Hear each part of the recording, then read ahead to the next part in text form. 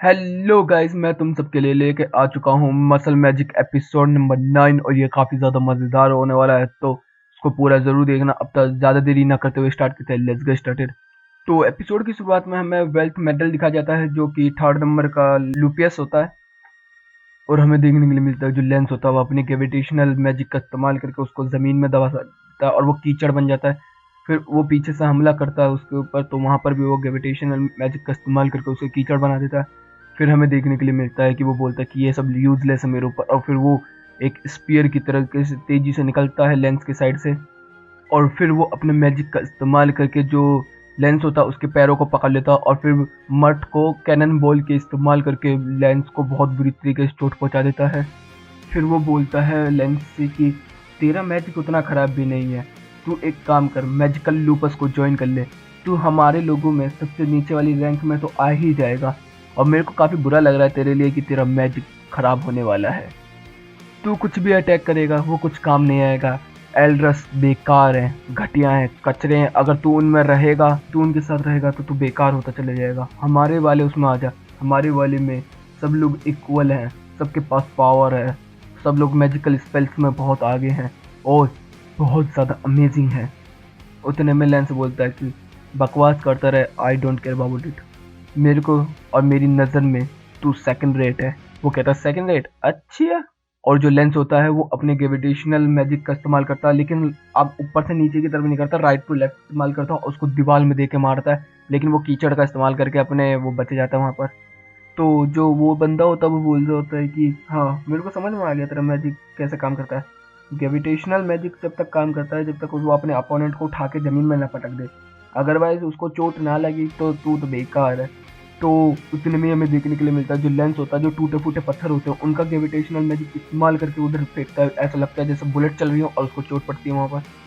तो लेंस बोलता है कि तेरा एनवायरनमेंट तो काफ़ी ज़्यादा ताकतवर था, क्या हुआ, निकल गई हवा? फिर वो बोलता है कि तुझे नहीं पता, मैं पहले से ही बचपन से ही बहुत ताकतवर था। मेरे पास 2 मार्क्स थे। मैंने मिडिल स्कूल से पढ़ाई कंप्लीट की थी और फिर मैंने लूपस आके ज्वाइन किया। फिर वो प्रेजेंट टाइम में आकर बोलता है कि हाँ, मैं ताकतवर हूँ, मैं सबसे ज़्यादा ताकतवर हूँ, लेकिन फिर भी मैं इस फर्स्ट ईयर वाले बच्चे के सामने कैसे हार सकता हूँ? नहीं, मैं नहीं हारूंगा। ये है मैजिकल इन्हेंस करने का तरीका। और वो उस सिरप को पीकर अपने मैजिकल स्पेल्स को और ज़्यादा ताकतवर कर देता है। और हमें देखने के लिए मिलता है कि वो मिट्टी का एक बकरा बना के खड़ा कर देता है उसके सामने। और वो बोलता है कि तुझे पता है ये क्या है? ये है सबसे ज़्यादा हायर रैंक का मैजिक, और इसको केवल डबल लाइनर ही इस्तेमाल कर सकते हैं, जो कि उसके अंदर भी बेस्ट है। फिर वो बोलता है कि हाँ, तू समझ नहीं रहा, केवल वर्दी बंदा ही इसको इस्तेमाल कर सकता है, और मैं वर्दी था हमेशा से, बचपन में भी, बड़े होने पर भी, उससे बड़े होने पर भी, और अभी भी। तो इतने में लेंस बोलता है कि अच्छा, ये है तेरा मैजिक? तो वो बोलता है कि हाँ, और तू अगर जैसे तेरे दोस्त है बेवकूफ़ कमज़ोर, अगर उनके साथ तू घूमता रहा तो तू कभी भी इस तरीके का मैजिक इस्तेमाल नहीं कर पाएगा, और तू कभी भी हम जैसा नहीं बन पाएगा। तो वो बोलता है कि अच्छा, मैं नहीं बन पाऊंगा तेरे जैसा? तेरी जैसी बात सुन के मेरे को घिन आती है। तुझे दिखाता हूँ मैं अपनी ताकत। Gabriel second day. और हमें देखने के लिए मिलता है कि बहुत सारे प्लेयर आ जाते हैं। फिर एक पिलर ऊपर से आता, उस बकरे की टाँट पर गिरता और उसको ख़त्म कर देता। और वो बंदा कहता है, दूसरा वाला, कि तूने मेरे सबसे ताकतवर स्पेल को हरा दिया। फिर वो बस वो अपने पाप की कही हुई बात को याद करता होता है, जो कि कुछ काम की है नहीं, ऐसा बताऊँ।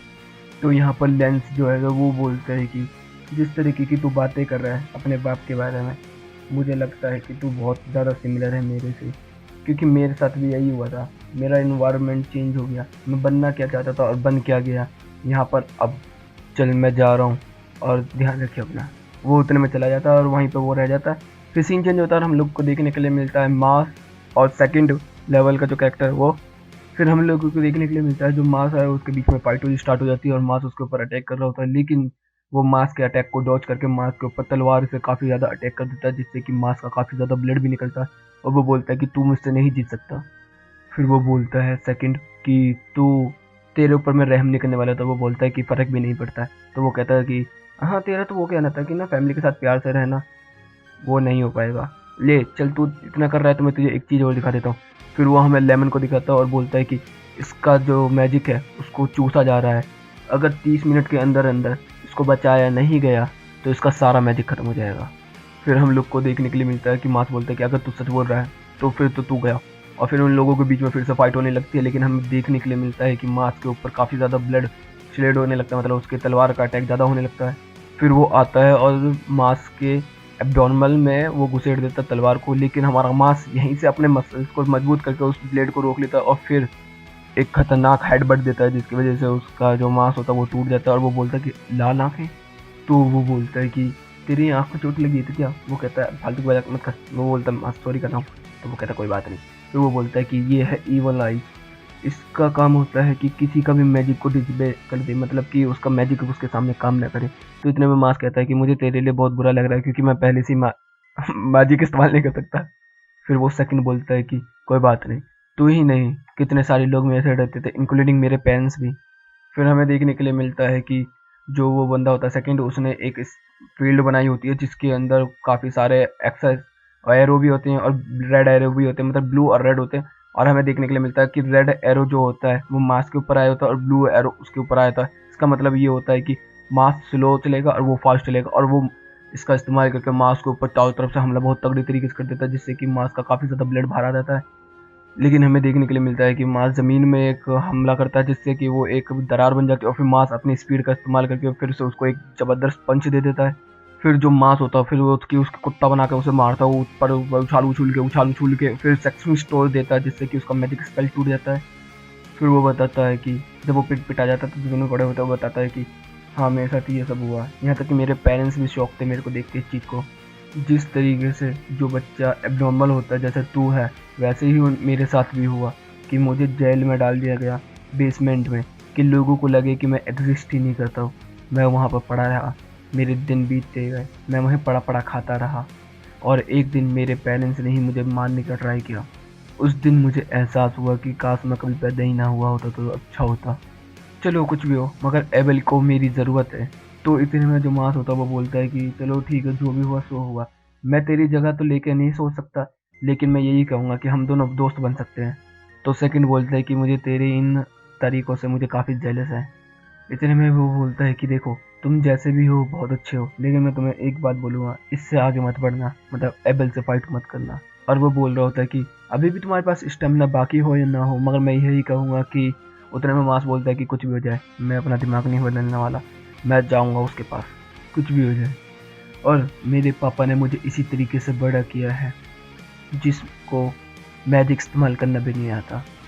चलो ठीक है, बाय। तो वो बंदा बोलता है कि कितना अलग सा बंदा है ये तो गाइस यहीं पे ये एपिसोड खत्म होता है। तो गाइस वीडियो अच्छी लगी हो तो वीडियो को लाइक कर देना, चैनल को सब्सक्राइब कर देना, कमेंट बॉक्स में अपनी प्यारी प्यारी बातें भर देना। Okay guys, bye bye, thank you for watching.